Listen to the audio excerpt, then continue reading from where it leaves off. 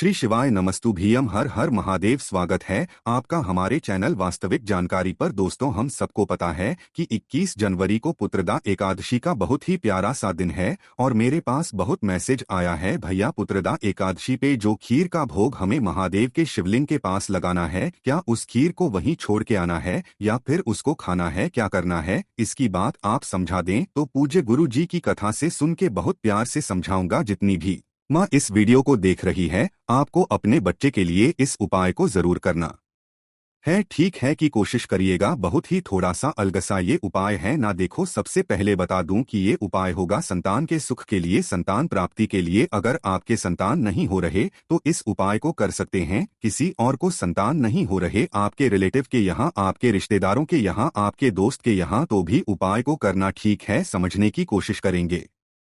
तो आपको क्या करना है, पुत्रदा एकादशी पे गाय माता के दूध से बना हुआ खीर बनाना। किससे? गौ के दूध से बना हुआ खीर बनाना। आप कहोगे भैया चावल तो महादेव को चढ़ती नहीं है एकादशी के दिन, तो क्या हम कर सकते हैं? बिल्कुल, पुत्रदा एकादशी पे आपको खीर बनाना है। बना लिया, अब आपको लेकर के महादेव के शिवलिंग के पास जाना है। इस उपाय को करने का थोड़ा नियम है। नियम क्या है कि आपको सबसे पहले इस उपाय को महादेव के मंदिर में ही करना है। सुबह करना चाहो सुबह करो, शाम को करना चाहो शाम को करो, लेकिन मंदिर में ही। ठीक, देखो यहाँ पे दो काम करने हैं। सबसे पहला काम के शिवलिंग के पास पहुंच करके आपको घी का दिया गोल बत्ती का महादेव के शिवलिंग के पास लगाना है। सबसे पहला काम ये। अब दूसरा काम क्या करोगे, जो आप अपने घर से खीर बना के लाए हो ना, उस खीर का भोग भी जिस जगह पे दीपक लगाया है उसी के ठीक बगल में खीर का भोग लगाएंगे। शिवलिंग के ऊपर कहीं पे भी खीर को नहीं रखना, महादेव के शिवलिंग के बगल में पास में रखोगे खीर। ठीक है, काम खत्म। अब आपको क्या करना है,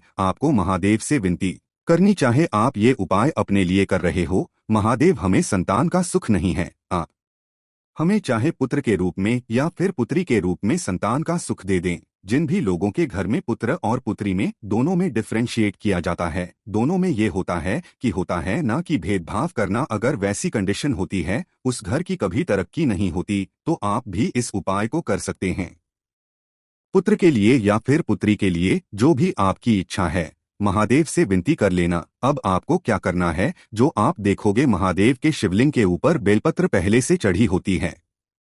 कोई भी दो बेलपत्र वहां से उठाना, कोई सा भी दो बेलपत्र लेकिन उठाना। और उठाने के बाद में जब आप पूजन करके महादेव के शिवलिंग से बाहर आओगे तो उन्हीं की चौखट पे बैठ जाना। ये उपाय चाहे तो पति कर सकता है या फिर पत्नी कर सकती है।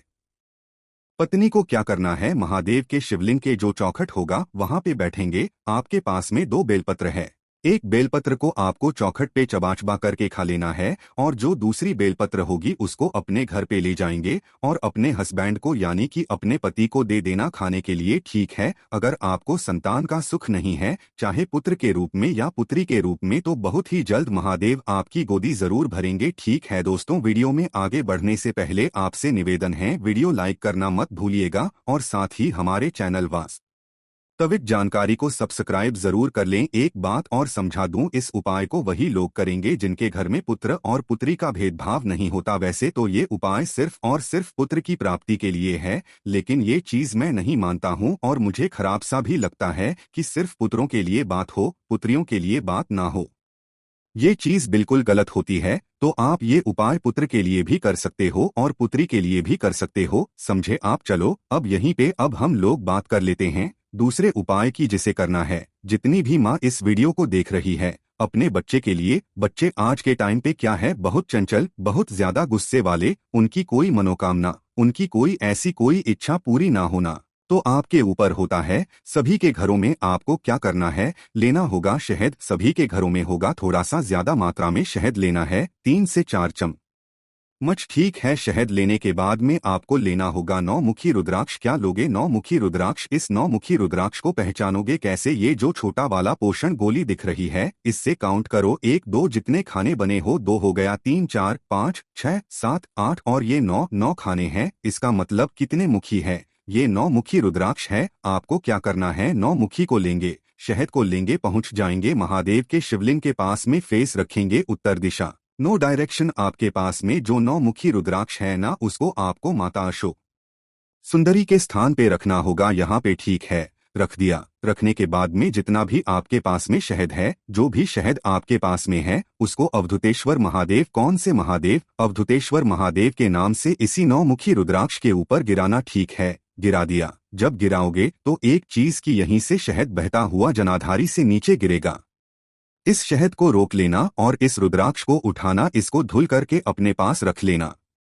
अब ये जो शहद आपने रोक रखा है, उसको लेकर के आप अपने घर जाएंगे और इस शहद को जो भी बच्चे आपके घर में क्रोध करते हैं, गुस्सा करते हैं, आपकी बात नहीं सुनते, उसको आपको 11 दिनों में खिलाना होगा। जितने भी शहद आपने इकट्ठा किए हैं, उस शहद को अपने बच्चों को 11 दिनों तक खिलाना है। आपके घर में एक बच्चा तो भी खिलाओ, 2 बच्चे हैं तो उपाय एक ही बार करना है। अपने जितने बच्चे हैं उनको खिलाना, 11 दिनों तक खिला देना। उनका जो क्रोध होगा, चंचलपना होगा, बहुत ज्यादा जिद्दी होना होगा, वो सारी कंडीशन आपकी उनकी खत्म हो जाएगी। ठीक है, उनका जो माइंड होगा बहुत शांत होगा और उनका खुद का मन पढ़ाई में बहुत ज्यादा लगेगा। ठीक है, समझे आप। चलो तो दूसरे उपाय की बात कर ली है, आगे बढ़ते हैं। माँ को ही करना है इस उपाय को अपने बच्चे के लिए। ठीक है, लेकिन कैसे और क्या होंगे, उससे पहले जल्दी से वीडियो को लाइक कर दे। और जितने भी भाई बहन इस आवाज को पहली बार सुन रहे हैं तो चैनल को जरूर सब्सक्राइब करिएगा। ठीक है, तो इस उपाय के सबसे पहले फायदे क्या होंगे। ठीक है, इसके देखो, एक फायदा सबसे बड़ा है।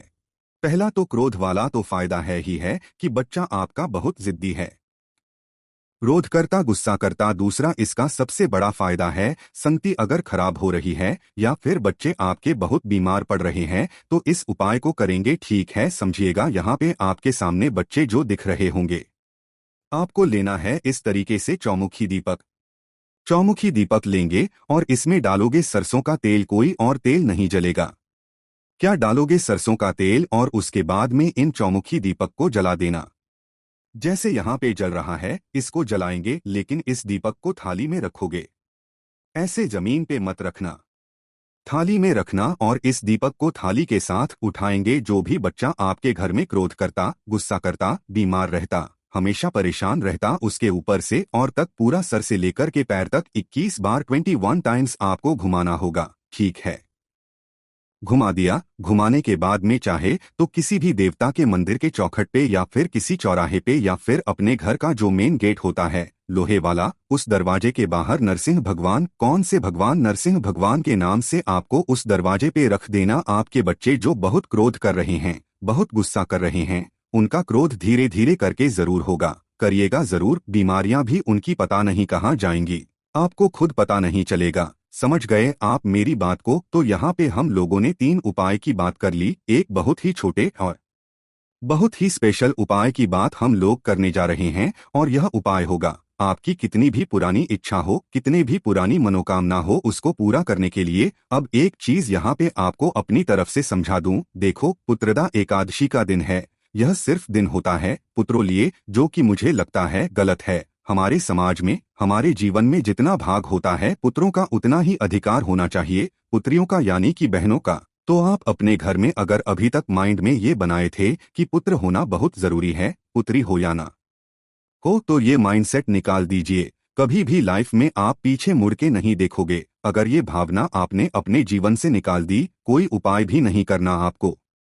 पुत्र और पुत्री में कभी भेदभाव मत करना। तो ये चीजें मेरी तरफ से थी, ये बात कोई गुरु जी ने नहीं बताई, मेरी तरफ से थी। ठीक है, चलो समझते हैं। यहाँ पे आपको चने की दाल दिख रही है, तो आपको एक चुटकी चने की दाल लेनी है। चने की ही दाल लोगे, लेकिन एक चुटकी लेने के बाद में आपको लेना होगा इस तरीके से तांबे का लोटा, और तांबे की लोटे में जल भर लेना है। जल कहाँ का होगा? अपने घर का। जितना भी एक चुटकी आपने चने की दाल लिया है, वो आपको इसी कलश में डाल देना और लेके पहुंच जाओगे कहाँ पे? महादेव के शिवलिंग के पास में। केस रखेंगे उत्तर दिशा, नॉर्थ डायरेक्शन। इस उपाय को सुबह 10 बजे से पहले करना है, शाम को नहीं कर सकते इस उपाय को। और पूरा का पूरा जल आपको चने की दाल के साथ महादेव के शिवलिंग के ऊपर, यहाँ पे जब महादेव का नाम लोगे, कुंदकेश्वर महादेव का नाम लेंगे, समाराम से चढ़ा दीजिएगा। कभी भी आपके घर में कोई प्रॉब्लम नहीं होगी और आप जिस कामना से इस उपाय को करोगे वो विश भी आपकी पूरी जरूर होगी।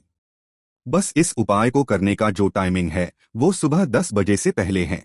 उसके पहले कभी भी कर लो, उसके बाद इस उपाय को नहीं करना, ठीक है, समझे आप। चलो तो कोशिश की है मैंने इस पूरी वीडियो में पुत्रदा एकादशी पे करने वाले 4 बहुत ही सुंदर से उपाय की। जो उपाय आपको परफेक्ट लगता हो, खीर वाला उपाय तो करना ही करना है, बाकी जो भी उपाय आपको अच्छा लगता हो कोई सा भी उपाय कर सकते हैं, ठीक है। वीडियो पसंद आई हो तो लाइक करिएगा और साथ ही साथ चैनल को सब्सक्राइब करना मत भूलिएगा। श्री शिवाय नमस्तुभ्यम, हर हर महादेव।